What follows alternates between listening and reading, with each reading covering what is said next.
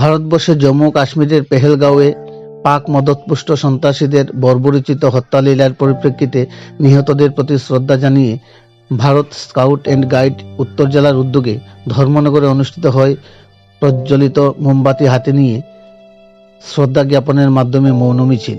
বিগত কিছুদিন পূর্বে কাশ্মীর পাক মদতপুষ্ট সন্ত্রাসীদের আক্রমণে শহীদ হয়েছিলেন ভারতীয় পর্যটকরা। উক্ত শোক মিছিলে উপস্থিত ছিলেন ভারত স্কাউট অ্যান্ড গাইডের ভলান্টিয়ার সহ স্কাউট অ্যান্ড গাইডের জেলা কমিটির সম্পাদক সহ জেলার কর্মকর্তাগণ। তৎসঙ্গে উপস্থিত ছিলেন উত্তর ত্রিপুরা জেলার ক্রীড়া দপ্তরের সহ অধিকর্তা বিভা বসু গোস্বামী এবং ক্রীড়া দপ্তরের কর্মীবৃন্দরা। মিছিলটি ধর্মনগর শহর পরিক্রমা করে নেতাজি মূর্তির পাদদেশে এসে সমবেত হয়। সেখানে শহীদ পর্যটকদের প্রতি শ্রদ্ধাঞ্জলি অর্পণ করেন। শহীদদের আত্মার প্রতি সদ্গতি কামনা করে 1 মিনিট নীরবতা পালন করা হয়। এ প্রসঙ্গে উত্তর ত্রিপুরা জেলা ক্রীড়া দপ্তরের সহ অধিকর্তা বিভা বসু গোস্বামী বিস্তারিত তথ্য তুলে ধরেন। ধর্মনগর প্রতিনিধি রিপোর্ট, শ্যামলী ত্রিপুরা। আপনারা সবাই জানেন যে গত 22শে এপ্রিল জম্মু কাশ্মীরের পেহেলগামে যে টুরিস্টরা যান, এই টুরিস্টদের উপরে কাপুরুষের মতন সন্ত্রাসবাদীরা আক্রমণ করে। অতর্কিত আক্রমণে 26 জন পর্যটক নিহত হন এবং অনেক সংখ্যক আহত হয়েছেন।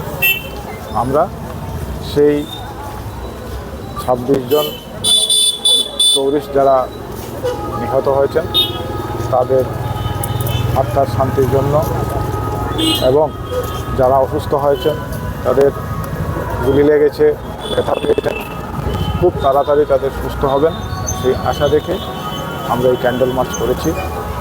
সেই সাথে আমরা একটা ভ্রাতৃত্ববোধ গড়ে তুলতে চাই। Tripura Bharat scout and guide north Tripura ডিস্ট্রিক্টের পক্ষ থেকে আজকে এই ক্যান্ডেল মার্চ হয়েছে। আমরা মোটামুটি, যেহেতু ওয়েদারটা খারাপ ছিল, মোটামুটি আমরা শহরের প্রাণকেন্দ্র ঘুরে আমরা সবাইকে এই জানান দিতে চাই যে সন্ত্রাসবাদ শেষ কথা বলে না। সৌভ্রাতৃত্ববোধ, আমরা ভারতবর্ষের নাগরিক, যারা গেছেন ওরা আমাদেরই ভাই বোন, তারা যেন আত্মার শান্তি হয় এবং ভবিষ্যতে যেন এরকম আর না ঘটে। প্রশাসনের কাছে আমাদের দাবি যে এই ধরনের ঘটনা যাতে না ঘটে এবং যারা এই কাজের সাথে যুক্ত ছিলেন তাদের আমরা কঠোর থেকে কঠোরতম শাস্তি দাবি করছি।